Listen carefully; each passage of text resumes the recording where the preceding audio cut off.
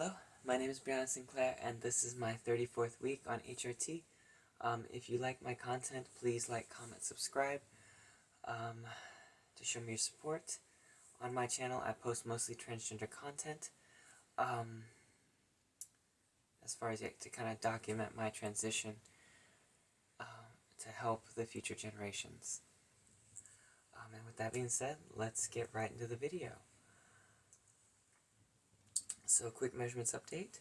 My hips are 34.5, my bust is 35.75, and my waist is 24.75. So it doesn't look like there's any change from last week to this week. So my bust increase that was reported last week is in fact a real measurement. So there's no air in it.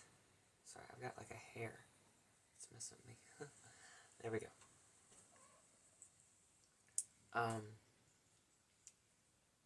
So yeah, my bust growth has in fact gone to 35.75. So it is still growing. So I'm pretty happy about that.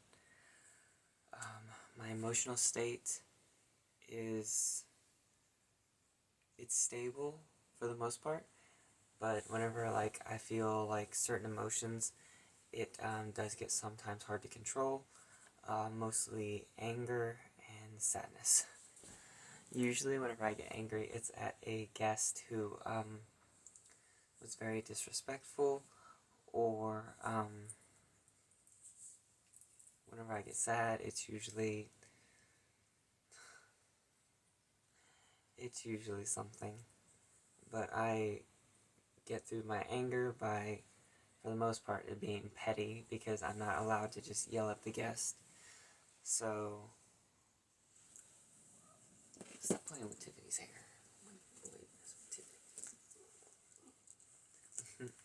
Little Findy's over there messing with my Tiffany doll.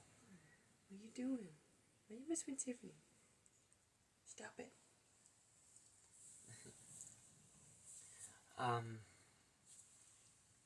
But yeah, I will be petty because I can't be angry. And it kind of helps me get that subtle jab in because I think it's funny. And then whenever I'm sad, usually I just have to either work my way through it or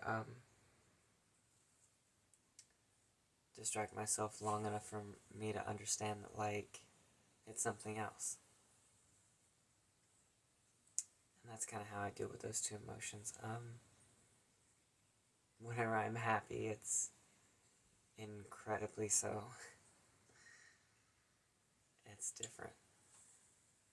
In a very good way, to be honest with you. My hair reduction and growth, I haven't really noticed a whole lot from last week to this week. Overall, yes, it has decreased. But I am still kind of waiting for it to decrease even more. So that way, I feel a little bit more feminine. Because that's one of the things I had the biggest problem with was my body hair. Those are my arms and legs, and whenever I got my facial hair, my pubic hair, and my underarm hair, it was a very big shock to me. I did not want it, did not like it. It was a very stressful realization that I was getting that.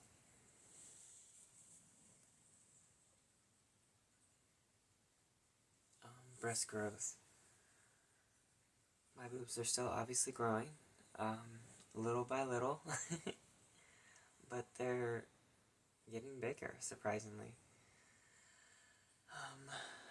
They still do hurt, not as much or as intense recently, because I think I've stopped sleeping on my chest, which is good, because sometimes I would wake up and it would be very, very intense, and the pain that I was receiving, and then just kind of using my heated blanket to kind of heat up the area, to kind of massage it a little bit, kind of helps as well.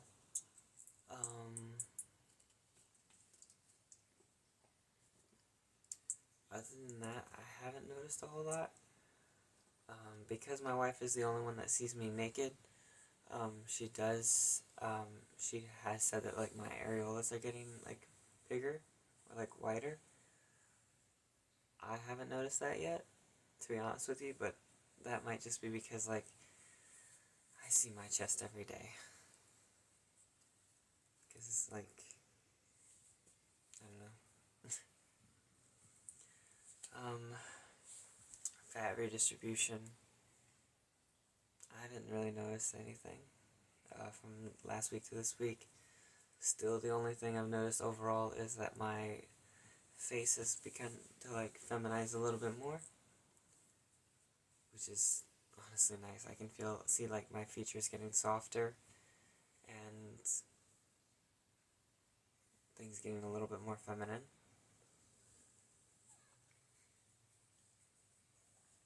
My skin is definitely getting softer, and it's both kind of like good and bad.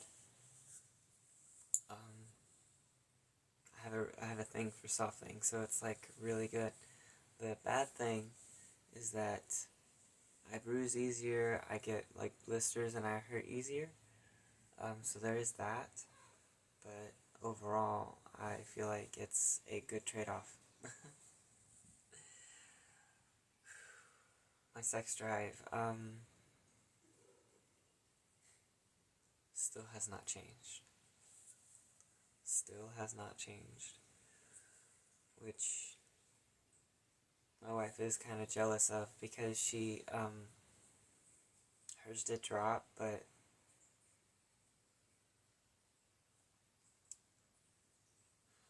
I'm not really sure why mine didn't drop.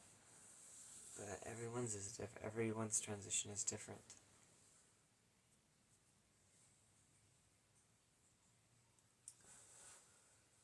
I don't have a logical reason as to why mine didn't drop. I know some people are like happy for me. Other people are like kind of like, wow, that kind of sucks if it was bothering you. But the only reason it really bothered me was because whenever like me and my wife would be together, it would make me feel like I was being like too much for her, and that's not okay for me. I want to be that person that like she can always be around, and that she doesn't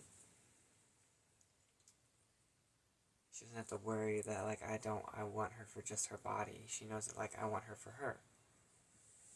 And so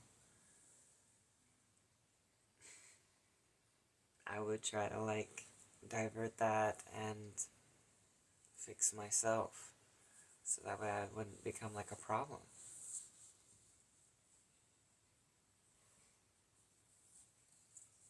And so that's kind of what I meant by like it's annoying.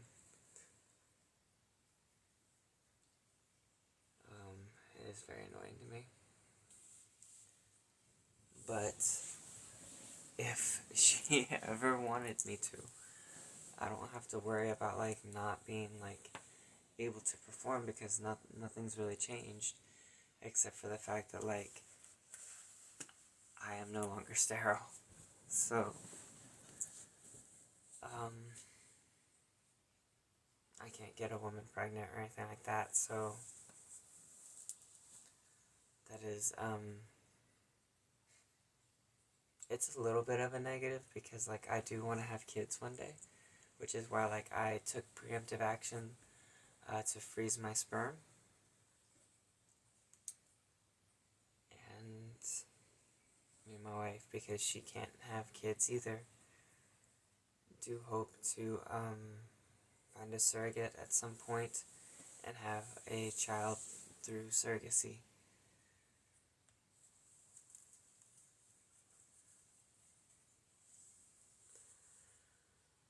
And I think it would be wonderful to finally like kind of be a mom. It used to disgust me to like everyone would call me like, you'd be a good dad as like a child and stuff, because I could take care of everyone else's kids, and I would essentially play mom anyway.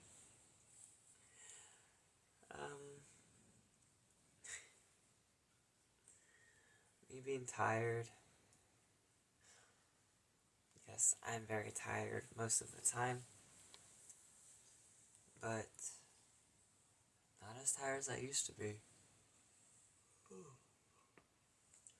Sorry, it's very late and I had a long day. Yeah, I do get tired very frequently, very often, and usually I just kind of supplement that by taking a little nap. I used to just be able to do everything, not have to take a nap, and just go, go, go. I am starting to need more rest because my body just can't do what it used to. And I'm starting to figure that out.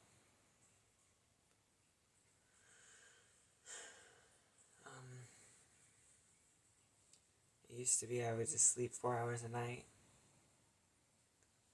Now, I sleep a couple hours also in the afternoon to kind of like supplement my sleep and to give me that extra bit of rest and to hopefully try and squeeze in an extra REM cycle.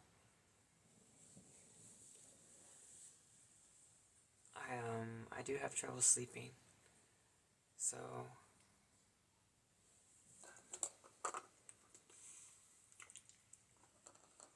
in order to kind of fix that, I did try to go get a sleep study.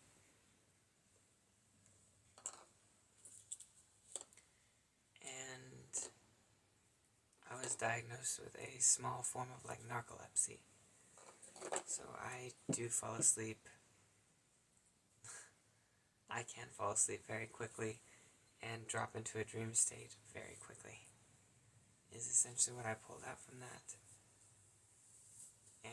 But it's not like full on like narcolepsy. It's a mild case where it could be, could not be kind of thing. But they do acknowledge that there is something wrong with my sleep pattern. Other than that I usually sleep 4 hours. Yeah.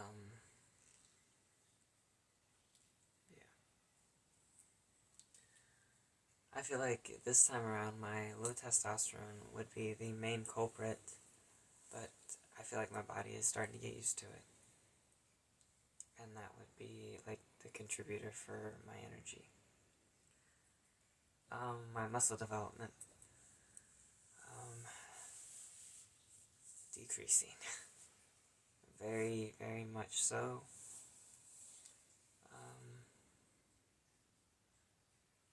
I have noticed my endurance is still the same, but my strength is going away.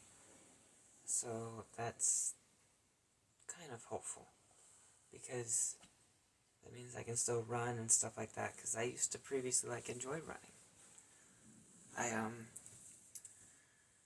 Previously in high school I did track and cross country, because I like to run. Cross country is very different. It's long distance running, and the environment's very different. The friends and family are like right next to you, vice in a stadium, and it's kind of weird. You're like in open fields and forests, trails and stuff. It's kind of nice. Whereas like track, it's all one thing. But you kind of learn to like work with your environment and stuff like that. You always like sprint the hills and sprint down them, and on like the plains you settle in, and that's kind of what you do, because most are gonna slow down on the hills and then speed up on the downhills.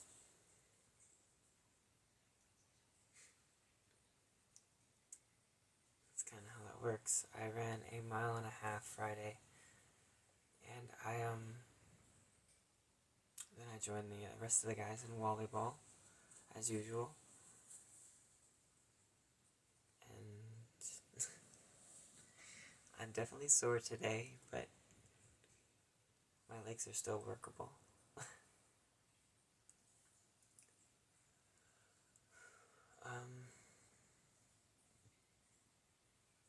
I am nervous about Inauguration Day. The 20th is coming up and it's this week. I don't know what's gonna happen, but I have a sneaking suspicion that I might lose my career, which will be fine, because I always have a plan. This is kind of the thing about me, is I try to have backup plans as best as I can, but there are some things you just can't have a backup for.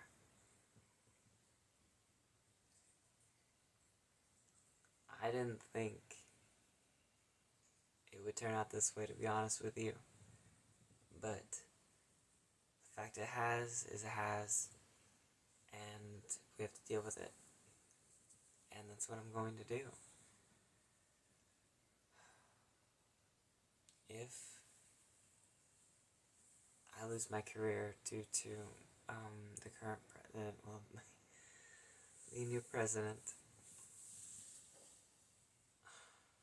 I plan to take my career elsewhere and essentially do something similar there. And my wife and I are opening up a business, and I plan to use the profits there to kind of like supplement another business, at least my portion of the profits. Because I'm hoping that I can generate passive income for both of us in that regard. To help her and me. And that's kind of like part of my plan. My makeup store job knows that if I do lose my career here, as in my contract is terminated, I will be heading to Florida with my wife. And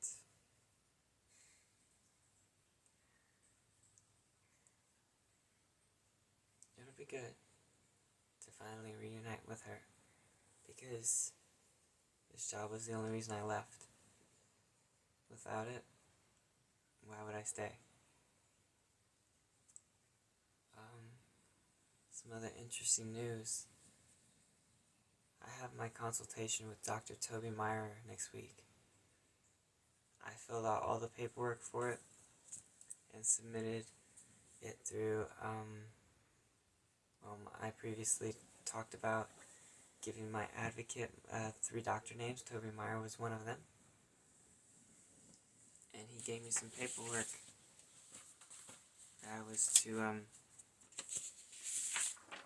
fill out.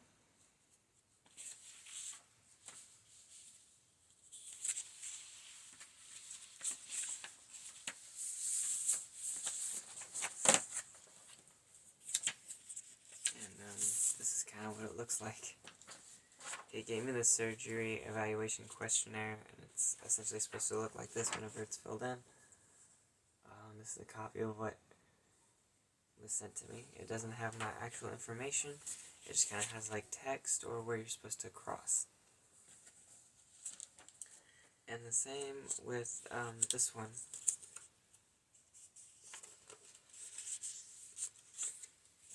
I guess the questionnaire is this page. Oh, excuse me. This page.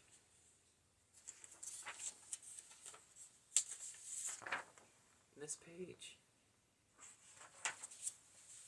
And this page. And then my history form for Toby Meyer was this page.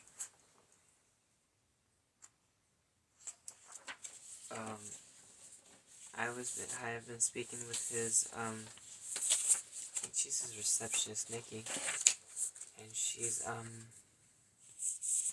aware of my situation, because I wanted to be direct, because I wanted to expedite this process, in case there was a change to my ability to transition. Toby Meyer is a very prestigious FFS doctor, which is what I plan to get with him. And I would love for him to do my FFS. It's the first surgery me and my advocate had talked about, because it was the most important to me, but it was the least affirming, unfortunately, because you can have feminine looking boys, which is fine.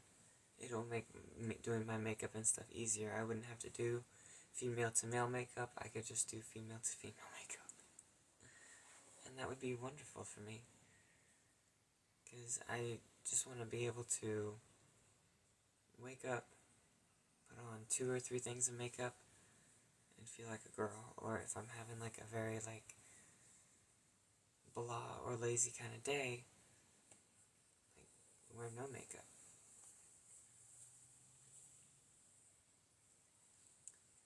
Because my makeup takes me an hour. That's a lot of time to do every day. And it feels good, don't get me wrong. It's just, it gets in the way sometimes, and I'm not able to do it all the time. But whenever I do go out, I make it a point to do my makeup, because whenever I am like out in town, I am 100% out. I'm 100% female 100% of the time. While I'm at work, I present either androgynously or masculine, because at my one career I have a uniform I have to wear that's essentially unisex, and then at my other job I dress androgynously. That's my makeup store job, to not impact the numbers that I'm getting, because as of right now I am pretty high up in the company across the United States, and I'm proud of that. I feel like if I presented as a female there, the amount of my numbers would decrease.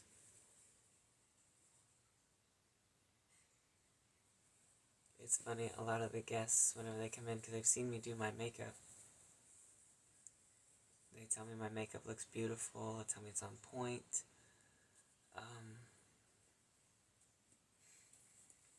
And sometimes, whenever like I'm not in my makeup, and I'm like, they'll ask me questions, and I'll be able to answer it pretty intelligently.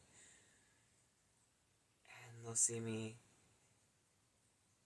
ask me like if I've ever worn lashes. I was like, the only time I've worn lashes is this time. And I'll show them like a picture of me, and they're usually always surprised.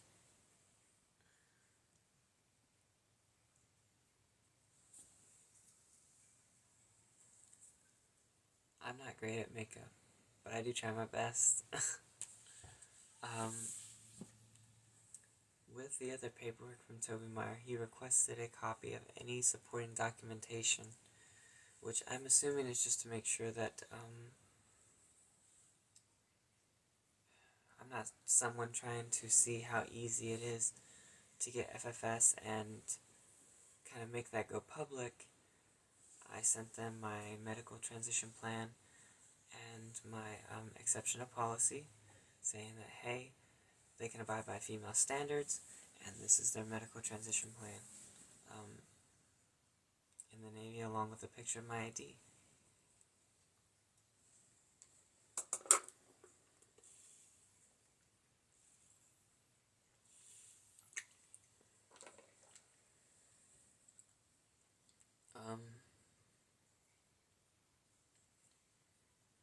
But that's my plan.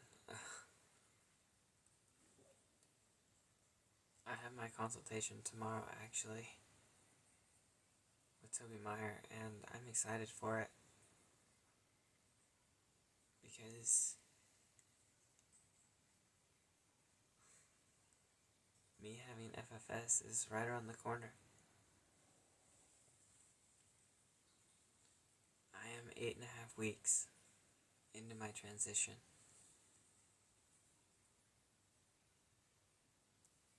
And I can't wait until I've had all of my surgeries. Me and my wife are still trying to get through everything, trying to discuss everything. She doesn't think that there's going to be anyone else like me, but if she didn't want to be with me, I would help her find someone else that was like me, because even though I love her enough to let go so that way she can be happy.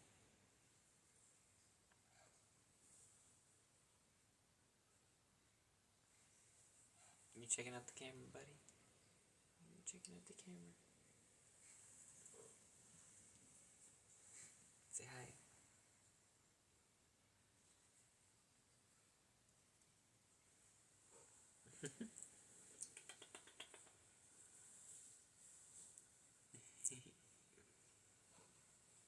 Mama's baby. Little goober. I have been working on my voice therapy. I try to put aside like 15 minutes of time a day to practice. I mostly use this voice tools app and a couple techniques that my voice therapist has taught me to help feminize my voice and stuff like that. And whenever I'm like reading the Rainbows passage, if you know, you know on this one, I'll record it and I'll play it back and it'll do a little pitch analysis. Mostly I start out in like an androgynous kind of way, and then whenever I redo it, because I've kind of figured out, I do like a trial run to figure out like where I can manipulate my voice, and I usually end up pretty well. I think I've been in like 63 or 70% female, but I think the most feminine voices I've seen have these wild pitch changes. I kind of did like a little, I played some videos to it to kind of like see what other people's voices were doing, and it blew me away because my voice is like where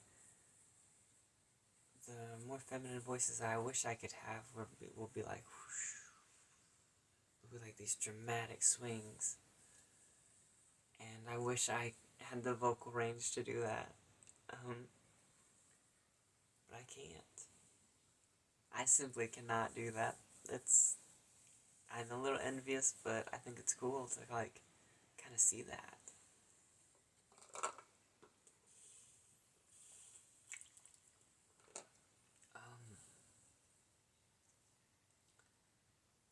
My wife is very supportive of me, and I think sometimes that she wants me to be with somebody else, and that she's kind of waiting for me to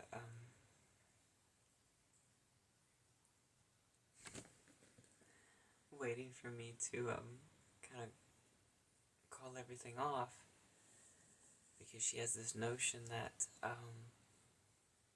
I want to be with a man who can just throw me around a room and stuff like that, and that's not what I want. Sex is nice, I get it, but sex isn't everything. Whenever I met my wife, I had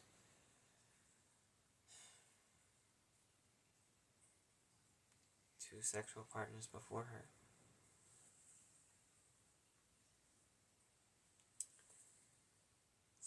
experience in that realm was very limited, and I didn't quite know what to do about it. But I met her, and things just kind of clicked. Previously, I'd been with a girl, I had been with a boy, and I scared my girlfriend because she walked in and I was cross-dressing, and she was mortified. She thought I was gay, and we broke up a little while after. And then I got a boyfriend. He was adorable, he was cute, he was just not for me. He was this little Filipino cross-dressing boy who showed up, fully cross-dressed our first date, and I didn't care. Because all I'd ever wanted was for someone to love me unconditionally. For me. And yes, we did get intimate and stuff like that, and I think what mostly turned me off was I couldn't touch him in ways that I wanted to. I couldn't do things with him that I wanted to. And he did start to get a little annoying, and eventually I just couldn't see myself with someone like him. And I met my wife.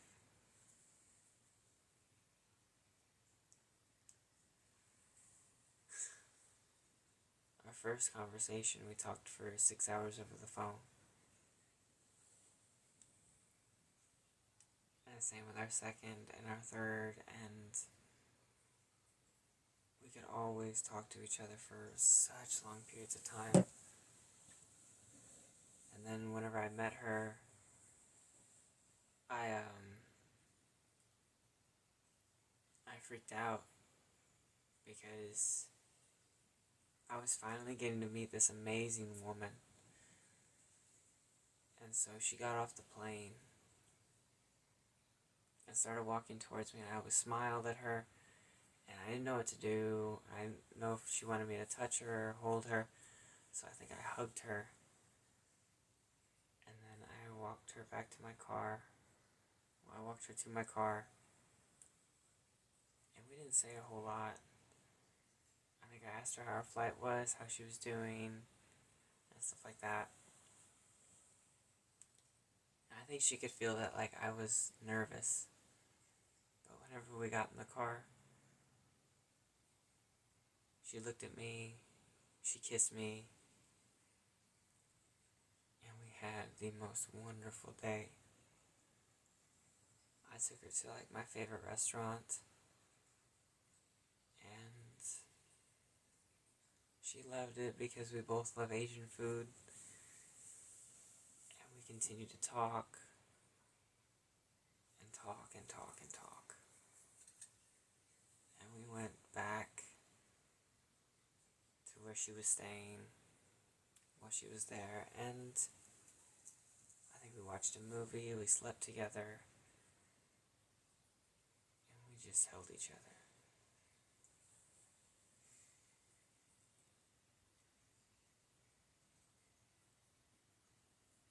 It was one of the most beautiful moments of my entire life.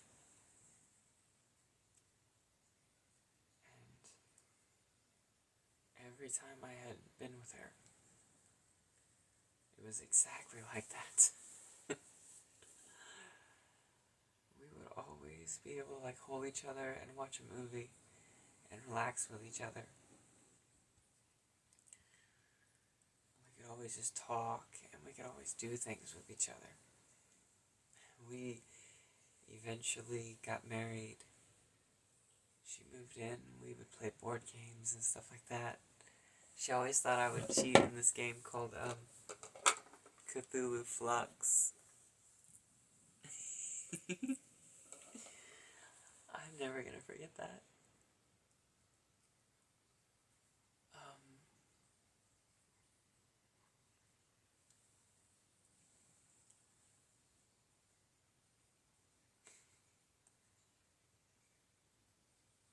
But I'll never forget it. And it's the little things that make her worth being with. That's why I am absolutely terrified to lose her. But she knows that she's never gonna fully lose me. Because even if she wanted to be with someone else, I would still be there for her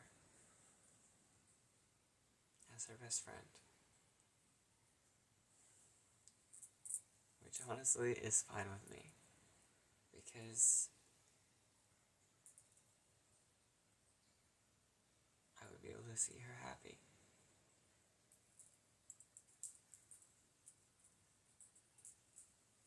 I would never damn her to being like in a miserable lesbian relationship. I don't even like to refer to our relationship as such, to be honest with you. I think she does because it's between two women. But I never cared.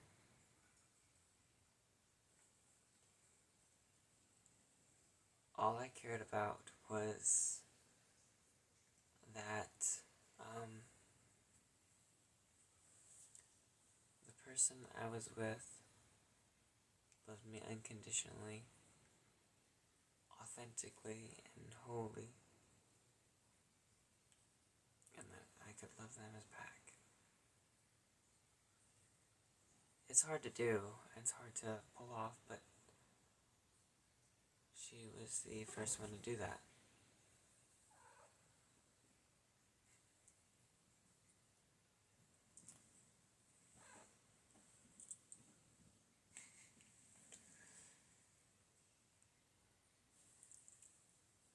And I don't think there will be another one like her, to be honest with you. Because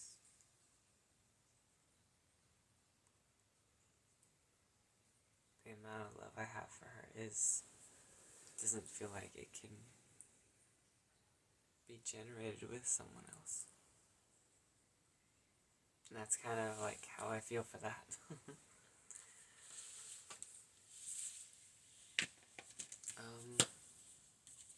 I do admit I have to read a couple of more of these transgender instructions that I printed out. There was one, it was this court case that I thought was very interesting. Let me see.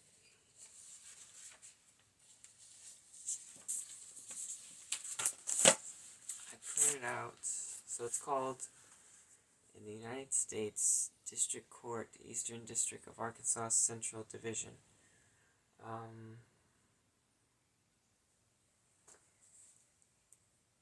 Looks like it's Dylan Brandt versus Leslie Rutledge.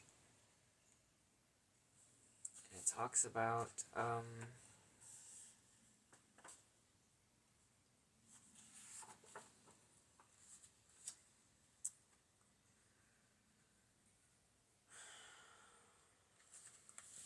certain transgender rights, in the courts. And somebody had brought up a very interesting, case it says, on April 6, 2021, the Arkansas Legislature passed House Bill 1570, Act 626 of the 93rd General Assembly of Arkansas, codified at Ark Code and 20 Tac 9 Tac 1501 to 20 Tac 9 to Tac 1504 and 23 Tac 79 Tac 164 Act 626. Act 626 prohibits a physician or other healthcare professional from providing providing gender transition procedures in quotations. to any individual under 18 years of age, and from referring any individual under 18 years of age to any healthcare professional for gender transition procedures. Gender transition procedures means the process in which a person goes from identifying with and living as a gender that corresponds to his or her biological sex to identifying with and living as a gender different from his or her biological sex, and may involve social, legal, or physical changes. So, the way that is read is you are not allowed to even experiment with your gender identity pre-18. Whereas it's very much necessary to. I remember not understanding the difference between boys and girls when I was a kid. I didn't know. I remember asking my mom, and she told me that I was a boy. She told me I was a boy, and she told me that I wasn't a girl because girls are like blank down in their genital regions, which I didn't fully understand at the time because I was really young. I was like in kindergarten whenever kindergarten or preschool, to be honest with you. But I remember this conversation because it confused me. I didn't know what I was, and so I asked, and that's what I was told. It's kind of ironic now.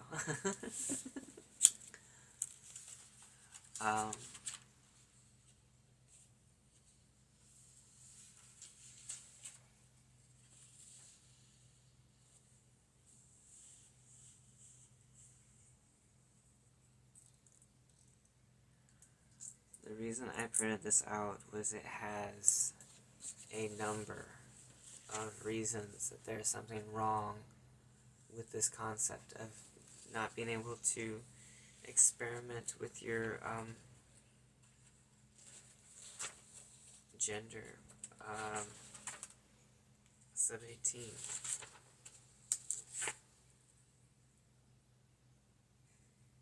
And it looks like there's 311 reasons why that's wrong. And it starts out with things like most people are cisgender and have gender identity that aligns with their sex assigned at birth, the sex placed on their birth certificate at birth, and their sexual external genitalia are phenotypically present. But it talks about the findings and the facts of all of this.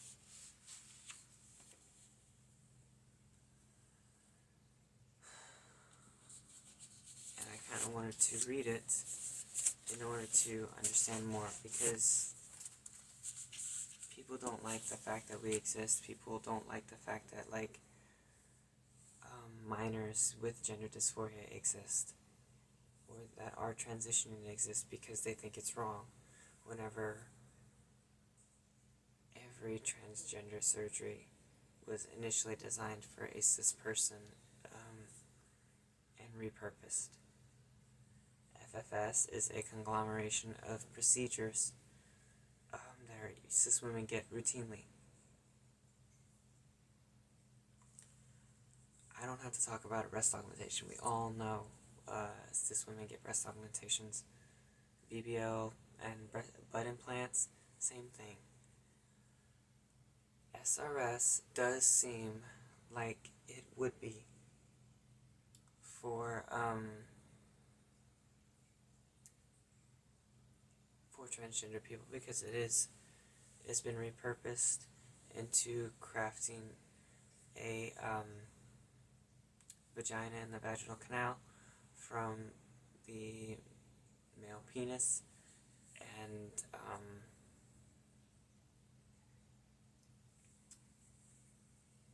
the testicles. And that's kind of how that works.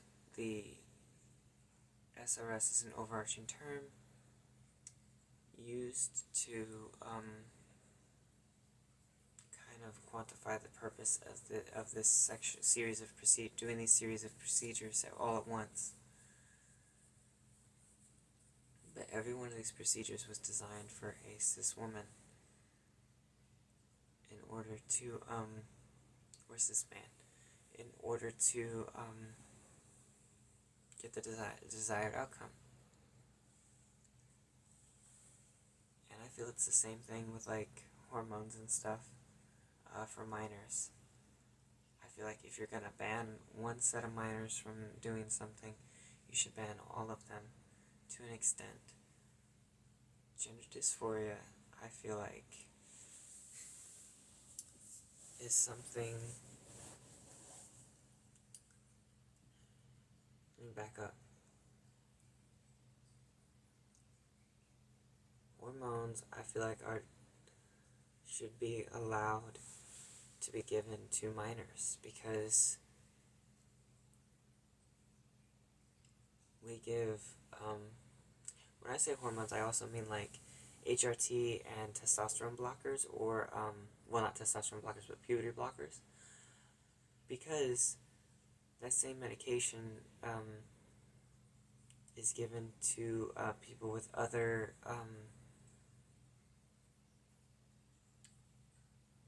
abnormalities. Like there's the early onset of puberty, in which case cis people will take, and sometimes trans people will take the puberty blockers in order to delay the puberty until Tanner stage 2. And oftentimes Tanner stage 2 is whenever puberty blockers do start for transgender minors, which is around 10 years old. And then after they do start HRT, like a year or two after being on puberty blockers, they'll start HRT, and then they'll start developing as a normal person would, going through the opposite puberty that they naturally would.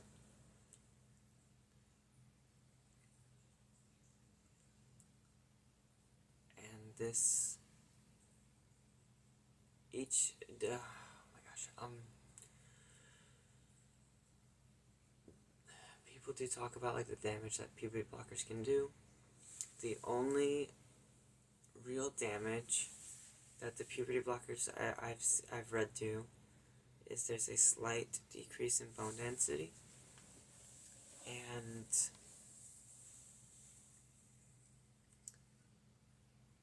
if you were, because they block all the effects of puberty, if you were going from male to female and you wanted SRS, the vaginal depth that you would receive would only be, wouldn't be as deep as you'd probably need, so you'd probably have to have a much more invasive SRS surgery in order to get the desired outcome. But you would have such softer features and you would look way more feminine. And that's the only like real drawback that I've read from the puberty blockers. Other than that, at the moment you go off of them, they're very much reversible. There's decades of research and a lot of cases that prove this.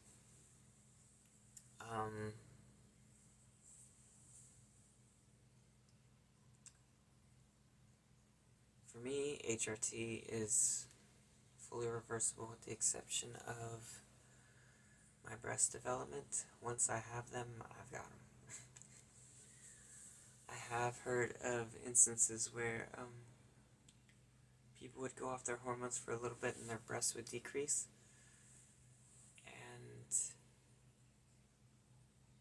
But they would be able to get that growth back. But other than that, everything's pretty much reversible. Anyway, I think that's enough for today. If you like my content, please like, comment, subscribe. And if you would like to see something specific, please write it down in the comments. I would love to be able to share my thoughts on something that you're curious about. With that being said, this is Brianna Sinclair, signing off.